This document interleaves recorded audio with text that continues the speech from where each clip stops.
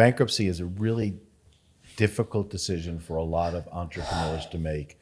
And it requires us to be almost like their shrinks at times to help them understand that bankruptcy isn't the end all be all. It's actually a good business tool if used wisely for a way to save something that they built. I'm going to be the client for a second. Say, okay, Rob, that all sounds really nice and dandy, but what about my Amex that's going to get clipped on my personal side?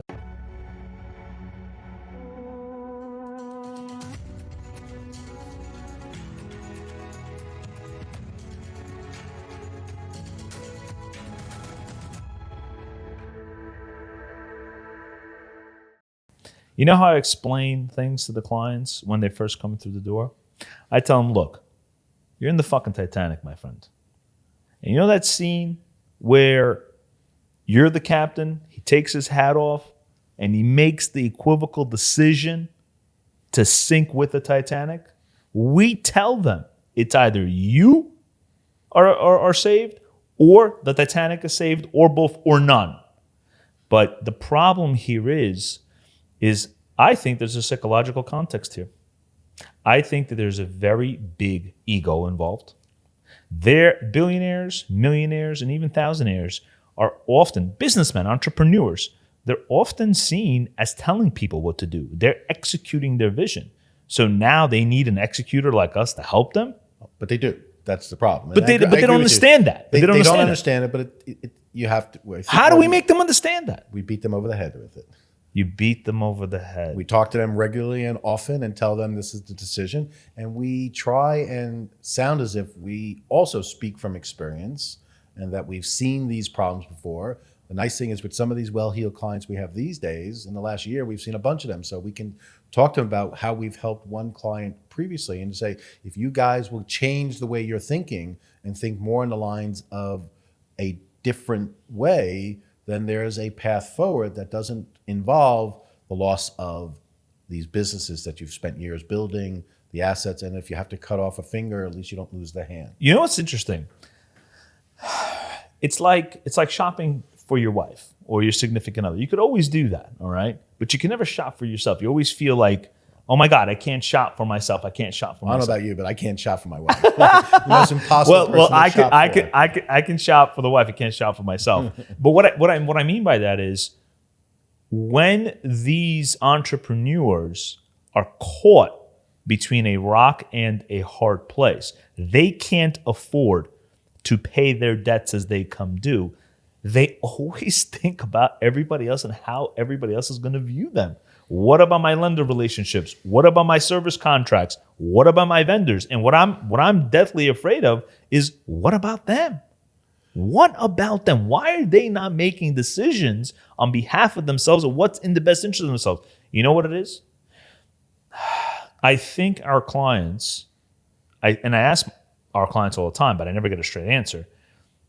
You have a project that is failing and you have to cut the cancer out. And they like have this iron grip that they don't want to fucking let it go. Don't you think that's also a function of, in their mind, the loss of control? And Absolutely. What I think good lawyers, good advisors should be trying to bring back to the clients is a sense of control, that they can control their destiny if they get themselves out of their own way, get their head out of their asses, and start viewing the problems as this is your problem. How are you going to fix it? Well, here's what I've found, okay? When you have a dying project or a dying business, there's so much grief that piles on top of that shit that you don't even want to pay the attorney to fix it. You're in this place where you have to do something and you have to care about your business. And some entrepreneurs do. But some of them have decision paralysis. We have a client right now. I keep telling this client, you got to go bankrupt. You got to go bankrupt. And they're like, no, I'm going to get you a term sheet for my business. I'm going to get you investors for this business so you can come and save it. And you know what else I figured out? They rely on us too much too, which is an oxymoron, right? Like, of course they're going to rely on you, Leo. Of course they're going to rely on you, Jacob Specie. Of course they're going to rely on you, Rob. That's what you're there for. But we cannot always be the fail-safe. There's two parts here. There's management decisions. There's legal decisions. Our clients definitely know what the fuck the business problem is. They don't know the legal problems, and we help them with that. I have seen in my experience, unfortunately, is that bankruptcy is a really difficult decision for a lot of entrepreneurs to make. And their mindset needs to be massaged and changed. And it requires us to be almost like their shrinks at times to help them understand that bankruptcy isn't the end all be all. It's actually a good business tool if used wisely for a way to save something that they built, that they want to keep. Yeah, but here's what I'm going to be the client for a second. Say, okay, Rob, that all sounds really nice and dandy, but what about my Amex that's going to get clipped on my personal side? Wait, let's talk about that. Let's talk about how I'm going to be viewed by my community and going bankrupt. Let's talk about my lender relationships and filling out the business applications. Have you ever went bankrupt? I mean, that's what our clients are thinking about. They're not thinking about the way you're saying it. Oh, it's a new beginning. Oh, no, they're like Leo. But our job is to get them to thinking that way because, yes, we've had recent cases, 2, 3 since I've been here, where the clients had long-term credit card relationships getting canceled because their companies have gone bankrupt. And they panic. They don't understand that. And it's just part of what happens in bankruptcy. And so we've got to talk them off the ledge and make them understand that this is a process. And you can either wallow in the misery of your failed business, or you can take your lumps and then move forward and create something new, because there's always a way to solve the problem. And the only way to not solve it is to ignore it and make believe it doesn't exist. But are we like hospice? Do we like let people die nicely, or what? Do we obviously get results for clients with structured cases? I think that might be a good way of putting it, because sometimes we are. Bankruptcy, when I started, bankruptcies you saw a lot more reorganizations where you would see companies coming out as stronger, better, smaller companies. Now bankruptcies see a lot of sales where the companies that existed don't exist anymore, but their assets are being sold off.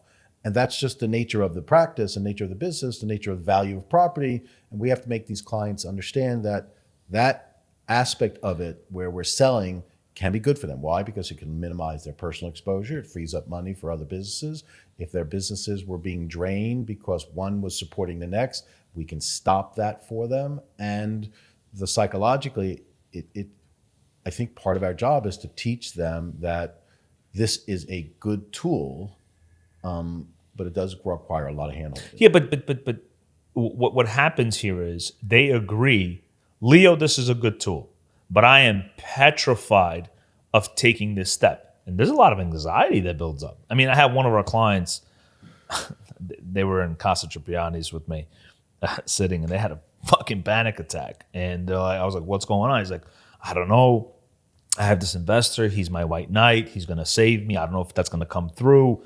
And the guy was visibly having a panic attack. I had another guy who almost choked on his food because this person was thinking about, oh my God, my refinances are going to come to fruition.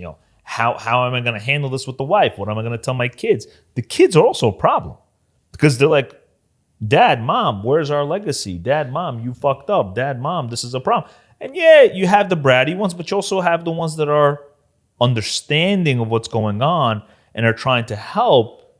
Bankruptcy has been around for a long time, and people, sometimes it's easier to find businesses or people who, it's very difficult, I should say, to find people who haven't gone through it. The stigma that what it once meant is not quite there anymore, but there are some people obviously still, because they've never done it themselves, are going to have a reluctance about doing it and panic, even though they're successful.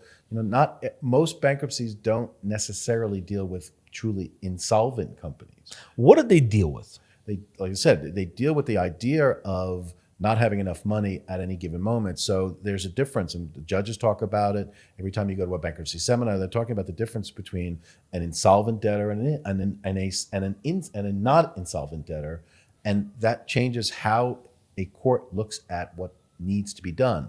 Our job with these clients is to make them understand that you got money flowing in. Let's get into a bankruptcy if that's the vehicle we're suggesting to them, because that'll help them control their costs, which have probably gone crazy, because we don't have to pay old bills for a while. We only pay current bills. You get a little bit of time to try and figure things out. maybe we can reorganize, or maybe we can sell and maximize the return to creditors so that you get to move on. Our goal at the end of the day is to help these people relieve the pressure that they feel they're under by having a business that is, in their view, failing. I mean, we've So got a you client now who thinks her family would be better without her, but without her in the family, there's no family. And so our job is always to help settle them down and to understand that there are resolutions that can be had for any business problem. This is business. It's not personal.